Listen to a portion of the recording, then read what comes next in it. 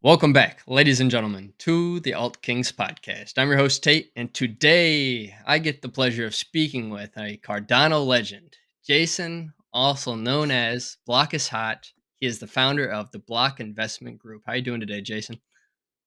Doing good, man. Doing good. Appreciate you having me on, Tate. And yeah, excited for the conversation today. Definitely. And ladies and gentlemen, if you didn't already know, Jason has his own YouTube channel. It is called Block is Hot, and his Twitter or X is also Block is Hot. So links for those will be down below. And yeah, I'd love to start off though, Jason, by just getting a brief overview of yourself and how you found yourself investing into crypto and creating content. Yeah, man. So I actually first got into crypto back in 2017, around September, October, right when things were really starting to heat up. And that 2017 December was when we actually hit like 19K Bitcoin. Yeah. And it was funny. I had some friends that were really into computer science and they were, dude, you should build a mining rig, like an Ethereum mining rig. Like we can get like these 580 Sapphire 580s and make a 6 GPU mining rig. And I was like, you know what, man, that sounds pretty cool. Let's do it. So had built like my own 6 GPU mining rig, had some help from them. And that's really when I first started getting into crypto. But I didn't really know what I was getting into at the time. Like there wasn't a lot of information back then either to really learn about how to do these different things. And it wasn't like today where there's a lot more information out there. Yeah. And yeah, that was my entry into it.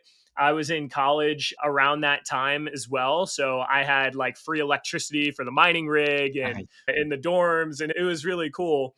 And then a little bit later on, was when I started paying a lot more attention to it again, probably 2020 when COVID was happening and like all the Wall Street bets stuff with AMC and GameStop. And like around that time too, we had NBA Top Shots come out, which is what got me into NFTs. And that's when right before Bored Ape Yacht Club and stuff came out as well. So started getting into that whole space and went down a whole rabbit hole of getting into DeFi, going on all these different chains.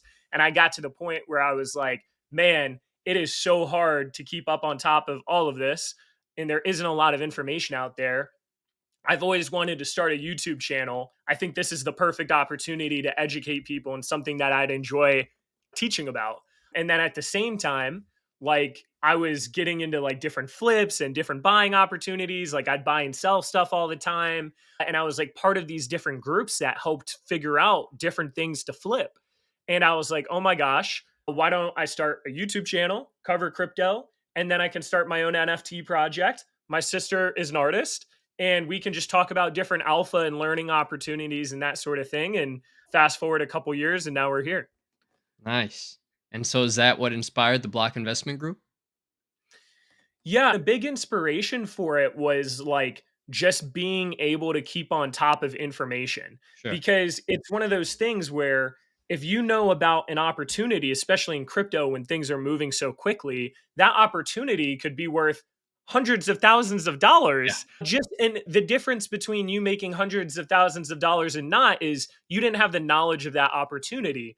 So it's like, how can I build something where we can all collectively be able to stay on top of information and all benefit at the same time as a community and grow together. And that was one of the main inspirations that had stemmed from me seeing how this worked in like Web 2 with different flips and opportunities, and just putting a Web 3 and tokenizing membership rather than some Patreon like I was spending monthly. Not bad. That's a really smart switch, I guess one would put it, going from Patreons, like you just mentioned, to NFTs. I think we're gonna start seeing more of a switch in regards to that, having a digitalized asset that can be used for much more than just being an NFT itself. There's so many different values that people need to unlock and just realize as a whole where NFTs can go regarding value proposition and just utility as a whole. Yeah, and I think membership-based NFTs are really cool like Yeah. that because like with these different groups I was in, you would be spending hundreds of dollars a month, and the moment you quit your subscription, you don't retain any of that value. It's okay, I guess I'm not getting this information anymore. So you even see all these like stock accounts or Forex, all this stuff where it's like you've got to pay these outrageous fees every month and you don't even have ownership over your membership. True. So it's really cool about having a membership tied to an NFT. It's like now all of a sudden everyone in there is like incentivized to help grow that brand and grow that project and contribute.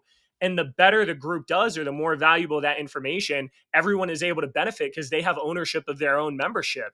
So it's like you can get that information and at any point in time sell your NFT. So it's a really cool process. And even from the capital standpoint, it's from a founder's perspective, you can actually raise more capital on the front end.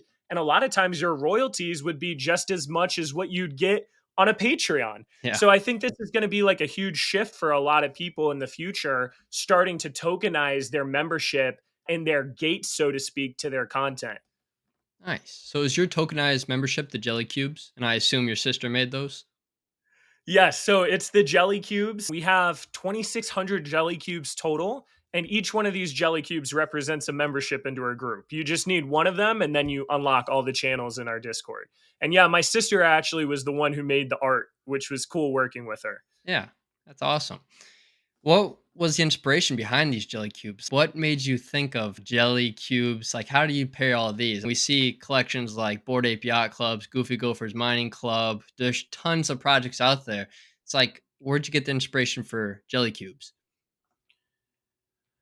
It's funny. I'm a pretty weird guy. And I was like, okay, I don't really want to do something that all these other projects are doing. I want to do something that's unique and hasn't been done before. And what we were seeing mostly is like either humanoid PFPs or ape or like animal PFPs. And instead of doing that, we were like, okay, let's come up with a completely different concept. And my sister, I wanted her to make something that was fun, that was colorful, that was cartoonish, that was like could be liked by a wide like variety, like child friendly, all that stuff. And she came up with jelly cubes. Now, jelly cubes are actually derived, or that is inspired by gelatinous cubes from this game called Dungeons and Dragons my sister plays. Nice. So you have these little gelatinous cubes that are like this really silly and memeable character in D&D, and we basically transformed that concept into these different skins and families within our jelly cubes. So yeah, that was the whole inspiration. A whole ecosystem around jelly cubes. That's quite unique, I gotta say it. How does the jelly token play a role within this ecosystem? Yeah, so the jelly token is the first of its kind that's really a project has done. And the closest comparison to people that might be listening on ETH is Flooring Protocol, where they have their micro tokens for different projects and people can buy and trade them. And it makes it so all of a sudden you're taking something e-liquid, which is an NFT, and you're making it liquid by having a fungible token all of a sudden. So the actual fungible token is derived from the NFT. So on Flooring Protocol, for example, if you have a Bored Ape, what they say is, okay, you can send us your Bored Ape. It goes into a marketplace, and in exchange, you'll get 10,000 micro Bored Ape tokens. And now you can sell those tokens on a DEX. You can sell some of them, you can sell all of them. And at any point in time, you can now take those micro tokens and you can buy back that Bored Ape, or you could buy back other Bored Apes. So it's funny about Flooring Protocol is we were actually developing the same tech at the same time. We were actually developing it before them. They were just quicker to release on Ethereum. But for us, our the main difference is that our jelly token is actually project owned and actually project led and supported, right? Because on Flooring Protocol, it's like they just add every single project in there for people to trade. Yeah. For us, this is actually our main token. It's our main utility token. And that's why we call it a fractionalized utility token. So the premise is the same, where you can take a jelly cube, you can fractionalize it, and you get a project wide utility token called Jelly. And for every 1 point your jelly cube is worth, based on how rare that NFT is, you get 10,000 jelly tokens. So now all of a sudden, you can fractionalize, let's say, a 1 point jelly cube, you get 10,000 jelly, and now that's our main token, and we get all the benefits of having a fungible token.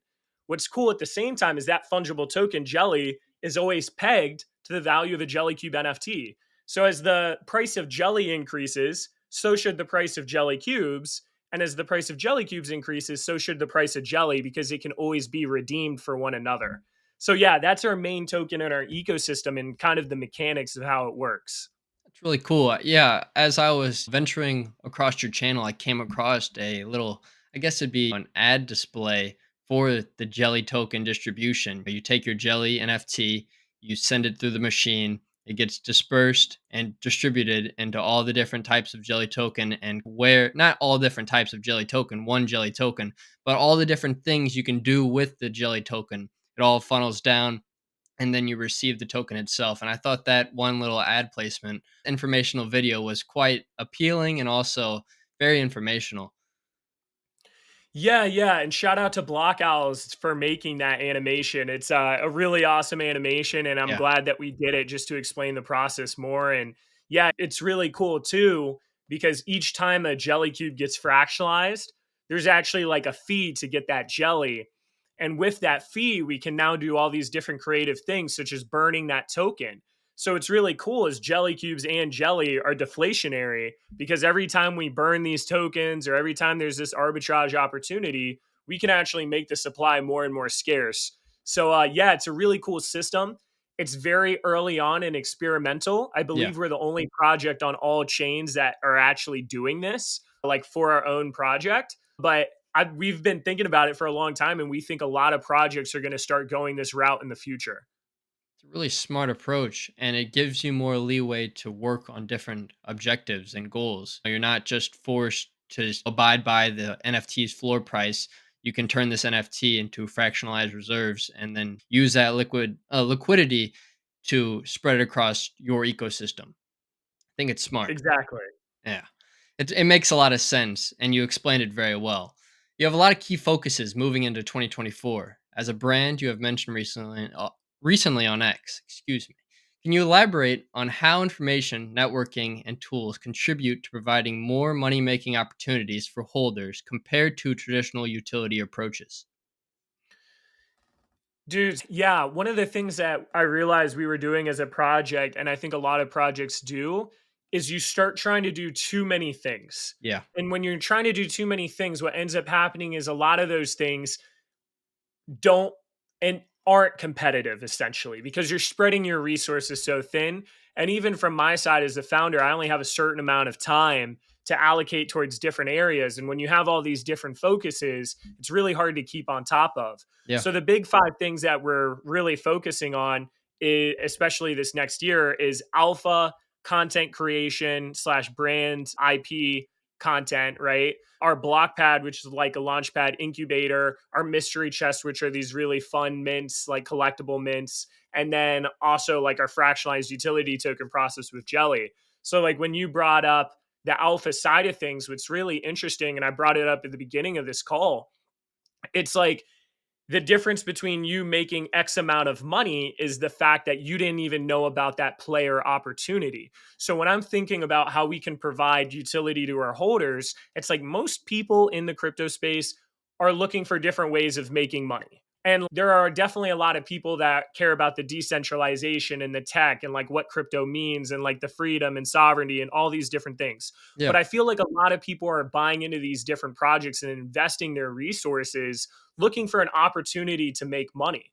And from our side, when we're trying to provide utility, we have all these different projects trying to provide different types of utility.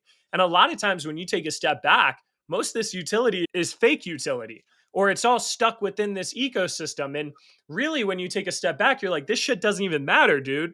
And one of the things that I really wanted to focus on in our group is like that information tools and networking to succeed in the space and really as a core of our project just being able to find different plays, different opportunities, being able to post content on all of these different chains of what's happening in the space, giving people whitelist opportunities, telling them about different tools that can help them access these opportunities, and even the network of being able to talk with other educated individuals across the space that are from all around the world that can also give their inputs on different plays and opportunities. So it's one of those things like today we had a meme coin come out on Cardano called Freya. We put 250 ADA in the public. That was the max you can do. And right now it's worth 1900 ADA.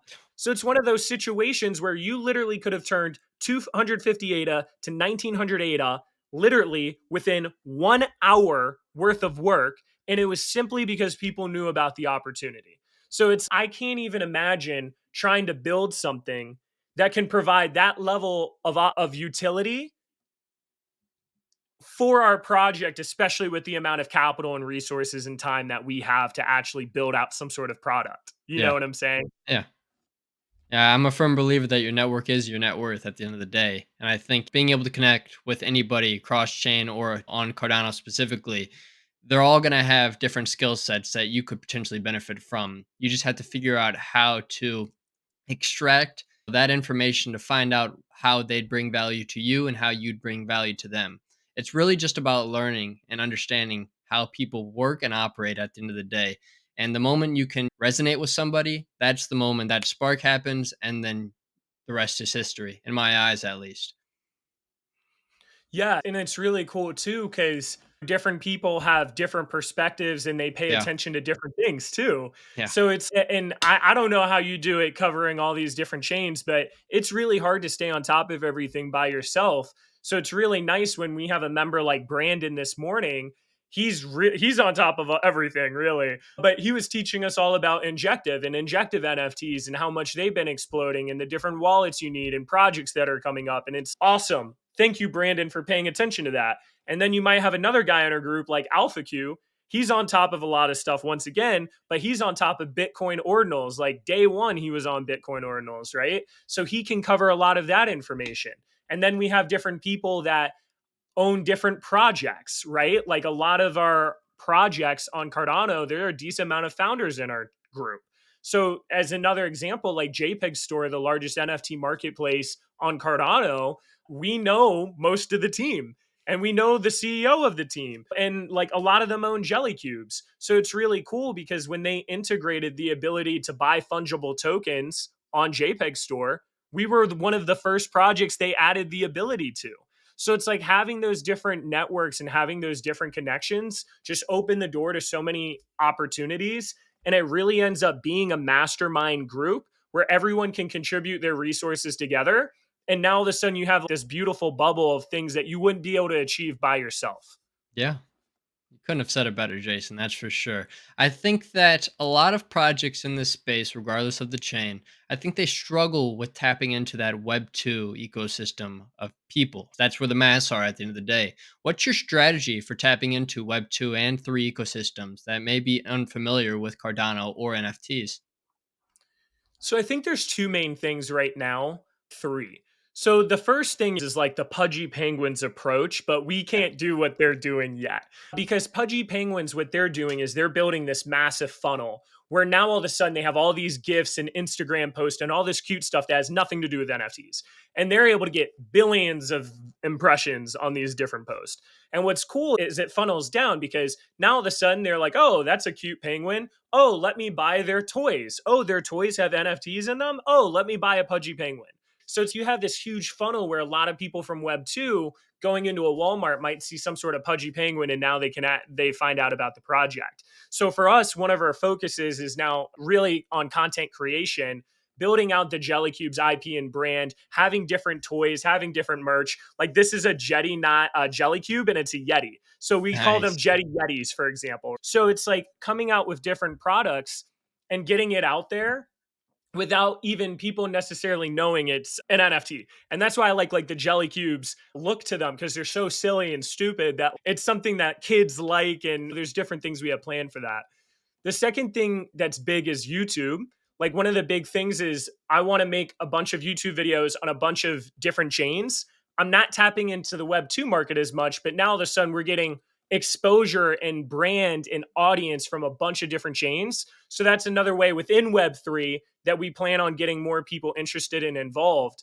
And then the third thing is just YouTube videos in general, especially when it's a bull market and people are interested in learning about crypto. It's a really great way for one video or one YouTube short or one TikTok or something like that for someone to watch that, get interested, and now want to learn more about the overall project and what we're doing. Yeah. And then the final thing there is I'm actually planning on making a second YouTube channel. I'm moving to Asia in January and I'm going to be traveling, digital nomading, that sort of thing. My friend Thomas, who's a videographer, is coming too. So we plan on making literally just travel digital nomad content, and being able to also make some videos in there talking about, hey, this is how we're doing this. We own this project. Oh, we just met up with some people that own our NFT. We did this meetup, right? And that's another way to tap into an audience that just knows nothing about JellyCubes. So Very those are the true. plans. Yeah. That's amazing. And I know you didn't spill everything regarding the plan because every mastermind doesn't spill all their secrets. And that's everything Yes. that you mentioned is quite astonishing and remarkable because you're looking at it from all perspectives. You're looking at it not only from the Web 2 perspective of onboarding those users, but also the Web 3, the new users on different chains who not might not necessarily be aware of who you are just yet. But if you can just walk into their home, you get what I'm saying. If you can just walk Hmm. into their home, give them a coffee, talk them up, tell them how it is, they might be interested. And that's a really smart approach. And all you have to do is just go out there and put your face out there and show the world who you are as an individual and what you have as a product to offer. And so I wish you the best with that. I wish you the best with your trip to Asia and your ventures around the Eastern Hemisphere of the world. Me personally, myself, I really love the digital nomad sort of lifestyle. It's always been a dream of mine, and I hope to get there someday as well. I just enjoy traveling. I'm a big adventurer, and I love seeing all different parts of the world that I've never seen before. Dude, hell yeah, man. I'm nervous because this is my first time doing this actually, Sure. but I'm excited for it. And like crypto gives the opportunity to be able to work from anywhere. So it's really awesome. The opportunity in like Asia is so much cheaper than the US. I think you're in the US too, but it's just so much cheaper over there. So it's a really awesome opportunity. And yeah, it's one of those things too with the cross chain thing. Like I was talking about the funnel with Pudgy Penguins. What's a little bit more difficult about their funnel sometimes is yes, they're reaching an audience of Web 2 users, which can bring new people in, which is needed.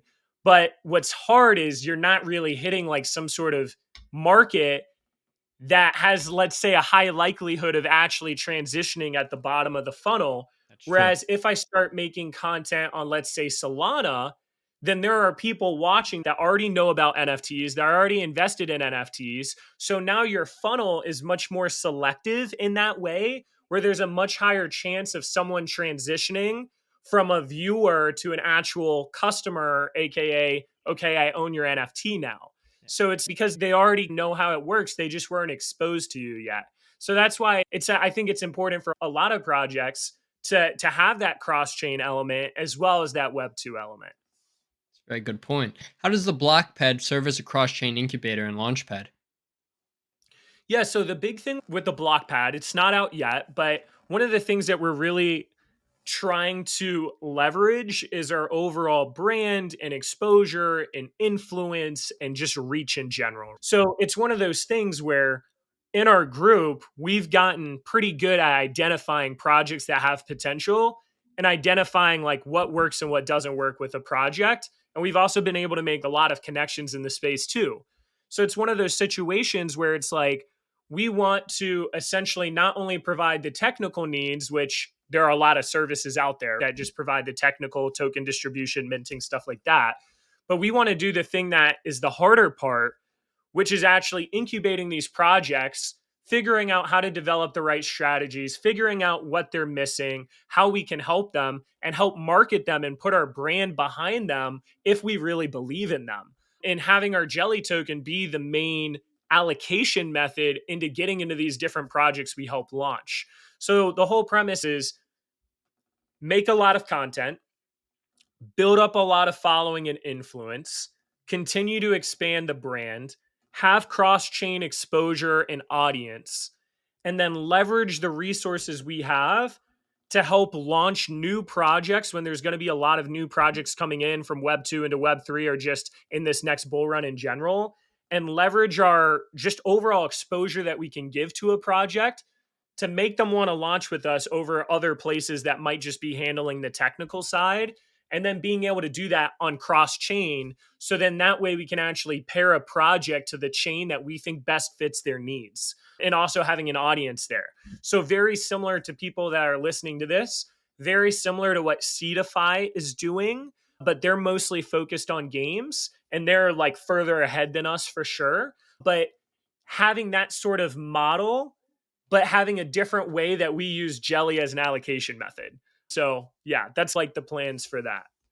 Nice. Yeah. I think that at the end of the day, how big your influence is will really reflect on how well you do regarding success. If you have 10 people viewing you, that's all you're going to get regarding success. You might get one of those 10 people to buy an NFT, but if you have 10,000 viewing you, that's a much different question. And it's a lot easier to scale how much consumer you'll be getting back to your project based upon how many viewers and I guess it'd be how many people are listening to you for advice, for information, for any sort of content that you're providing them. And I think using this and expanding it cross chain, the block pad specifically, you're going to find a lot of those projects like you already are finding who are quality, who are capable, and just onboarding them to your very own launch pad. It's only going to allow you both to grow together. Yeah, yeah. And I'm excited for it. And we really want to be selective with it too, because we don't want to just launch any project. Be There's picky. a Yeah, there's like enough places for people to launch a token. We really just want to be one of those places where an individual investor can go and they can be like, okay, this project launching, there's always a chance of failure, but it has to have been filtered through enough to even be on here. You know what I'm saying? Like it has to have a decent chance of success. Otherwise, we would have never launched it. Got So to it's at one of least those dox situations. Yeah. themselves, you know? Huh? I said they've got to at least dox themselves or Yes. something like that. Yes. There's gotta That's be like at least some level of additional 2FA. transparency. Yeah. Not ba yeah, definitely, and I think that's one of the biggest issues right now with this space. It's the lack of identification. It's a big positive, yet big also net negative Yeah. regarding this space because there's no real transparency. It's more or less just a free for all in this space for all projects, new or old. The older ones are going to be more established if they do stick around and survive through any bear and the bulls. But it's the new projects who aren't necessarily showing a face. They have this great quote unquote idea that they want to bring to the market, but they market it in a really well way, and then next thing you know, they sell out and nothing happens after it. Those are the scary projects because they generate six figures in revenue Yeah. and nothing happens like it's supposed to happen with a lot of those projects who tend to not want to dox themselves, show actually who they are, and be exposed to their community like their community is exposed to them. Dude, and it's definitely a massive problem. And for me, like when it comes to launching a project, I wanted to put my face on it because it's Yeah, one of those things where it's I want to show people my conviction and that I believe in myself and I believe in this project and what we're doing. And same. there's a lot more accountability when you do that. But when Yeah, you're having these token sales where no one can be held accountable because no one knows who launched them, and then on top of that, them getting all the money up front without actually needing to deliver anything first, it just creates this environment that's like rampant with a lot of rugs and a lot of people just not delivering or being incentivized to deliver. Yeah, that's like a whole rabbit hole. There's really still is great projects that you'll never know who the founders are, but there's also a lot of projects where it doesn't turn out that way. a lot more than the top Yeah, projects who actually do survive, regardless of knowing who's behind it. It's probably like a 90-10 split or something like that. What are probably. some of the milestones or indicators that the Block Investment Group has, and how will you measure those sort of milestones? Ooh, that's a good question. Really, for us, like one of the big things I preach in our Discord, and it sounds cheesy, but I really live by this, is like the three commas mentality. So I have this hoodie. I don't have it next to me right now. So usually I do, but it has three commas on it, and three commas represents $1 billion. There's three commas in $1 billion, and I'm not sure if you're aware of Mark Cuban by from Shark Tank, Of course. but yeah, like this three commas thing actually is something that he talks about as well, or it was part of the brand. And it's a hoodie that I've been wearing because it represents striving to be the best version of yourself, not setting limitations on yourself, and just striving to be literally just striving to be the best you can be.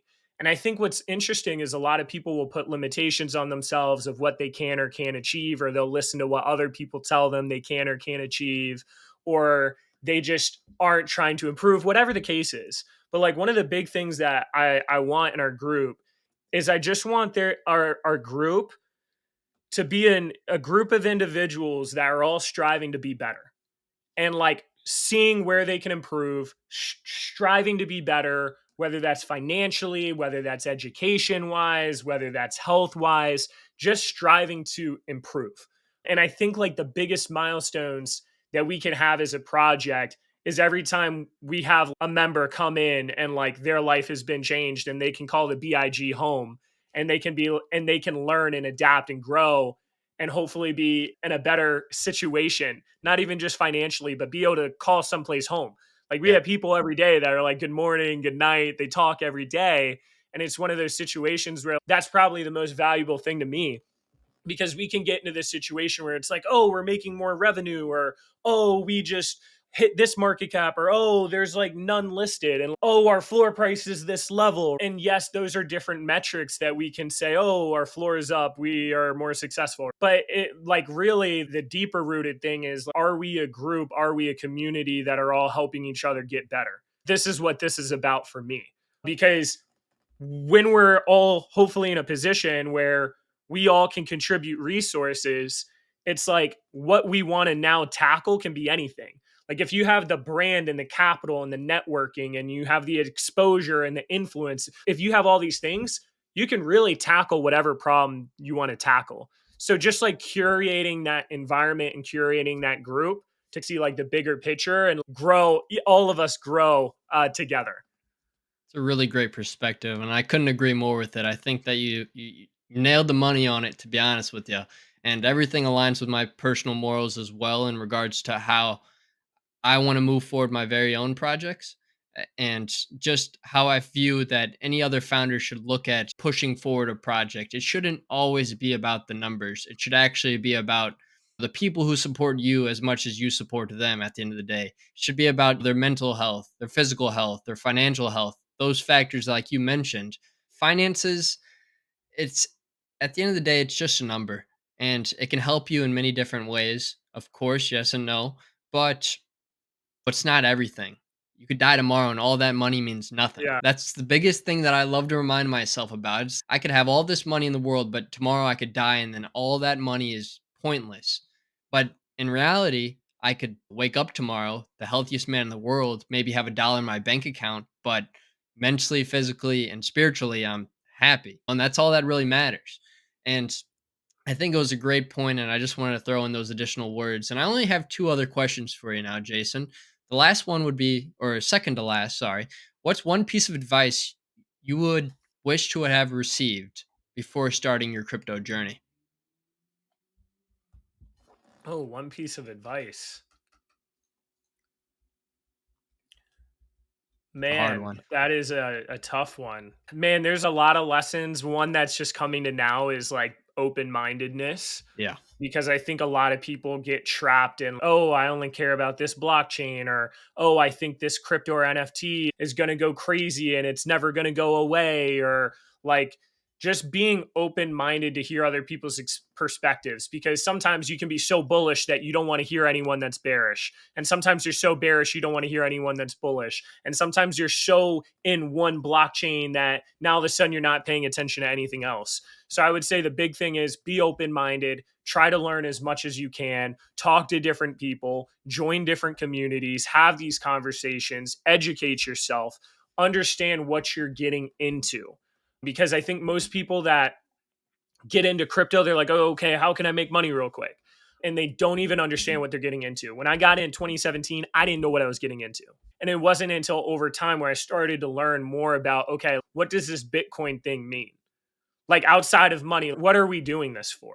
What's the actual value here? And I think like when you start to be open minded enough to learn about these different things, you start to get a much clearer picture of what we're doing here. And I think that open mindedness is just really going to help you, because it's very easy to get super highly convicted about something. But we're in such a new and emerging space that you've got to recognize that technologies or blockchains or things that are around today in 10 years could not even be here because something replaces it. Like we're so early on to this that so many things still have to be figured out. And if you aren't open minded to hearing about different opportunities, you can find yourself getting stuck and getting burned. That's just like the thing that comes to my mind. Yeah, I'm glad it did come to your mind because I agree on the open-mindedness factor. I think if you're open to all perspectives, regardless if they align with your very own, it can potentially benefit you in some way, shape, or form. You just have to be willing enough to allow yourself to absorb that information and then redisperse of it accordingly.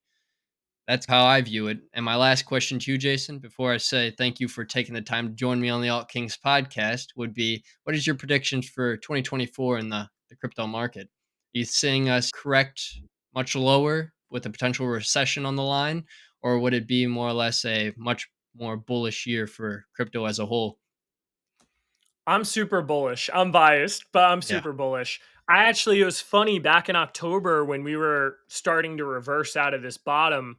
I had just had this weird feeling. I was like, guys, I think we bottomed. I even said it in the chat. I was like, I think we're just going up from here. That was like 26K Bitcoin when it like was starting to pump up to 30. And I was like, Yeah. it felt different. I'm super bullish. Like, you have all these spot ETFs about to get approved starting in January, February. You have the world's financial leaders and dictators like Larry Fink from BlackRock speaking all these positivities about Bitcoin, launching the first spot ETF. You already have the first Ethereum ETF already applied for. You have major investment banks and major institutions creating their own crypto tech or blockchains, or like the EDX exchange that's going to be coming out from these Wall Street guys. You have the Bitcoin happening in April or May, and then usually the crypto bull cycles every 4 years. Yeah. So that's 2025. So 2024, 2025 is when things usually would kick off, right? So I'm super bullish. I think the overall crypto market cap still only 1.5 trillion right now. In my opinion, Bitcoin is better than gold, and gold is something like 12 trillion. So like when you think about it that way, I think we have a lot of room to run. I think a lot more adoption is about to happen. And I think 2021's run was a lot of retail investors from stimulus checks and stuff like that. But I Yeah. think this next run is going to be a lot more institution based. I think it's going to be a lot more older individuals that have their money stuck in 401ks and Roth IRAs that haven't been able to invest in cryptocurrency with their retirement fund. And I think you're just going to see so much more adoption in a very short amount of time. So, yeah, we might have these different pullbacks in the meantime, but even in a bad macro economy situation, Bitcoin, in my opinion, is the ultimate hedge and is the ultimate store of value compared to any asset we've ever seen. So it's even one of those situations where if you're worried about the economy, or if you're worried about inflation, or if you're worried about war or the dollar or whatever the case is, like Bitcoin should be the ultimate investment hedge. It's just I don't think a lot of people know about that yet. I don't Yeah. think the education is there. I don't think people understand that. But it's one of those funny things. Like, even in a bad economic situation, I still think people are going to catch on, and invest in Bitcoin. So yeah, I'm just super bullish all the way around. Amazing. I look forward to 2024 and 2025 and the rest of the years to come, even forward thinking past those. I think crypto does have a very bright future ahead because of the reasons that you mentioned, as well as but just adoption at the end of the day. We're seeing more and more countries start to adopt Bitcoin.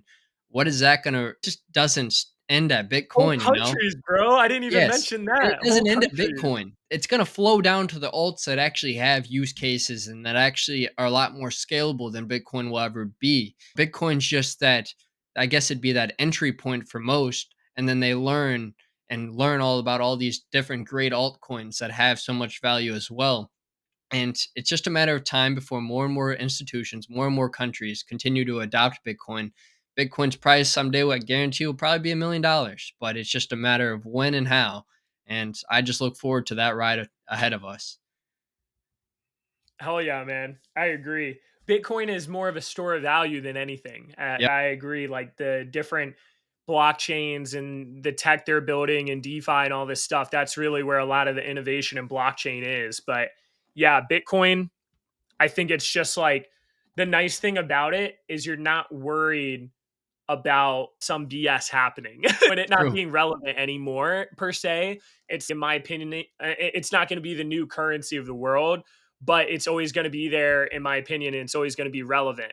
And it might be surpassed from other cryptos out there at some point. But yeah, that's a whole other call. Definitely. Yeah.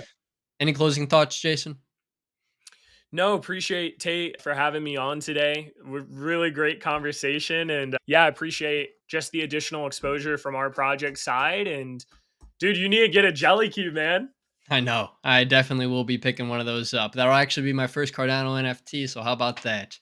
Jason, Yes, dude. thank you once again for joining me on the Alt Kings podcast. It's been a true pleasure, and I look forward to networking with you as well as your network down the road as well. I want to venture more into Cardano. I've hosted about 5 or 6 different Cardano related projects, and I also hosted Cardano Thor in the past. He's a cool, really cool guy as well. Oh, hell yeah. I love Thor. Yeah. Yep. And I just want to say thank you once again. And with that being said, make sure to like, comment, and subscribe. All of Jason's links will be down below, and we will see you all next episode. Peace. Nice. Welcome to Gilmore Estates, where we pave your way to real estate success. Our state-of-the-art platform is tailored to empower people from diverse backgrounds, helping them thrive in the world of real estate investment.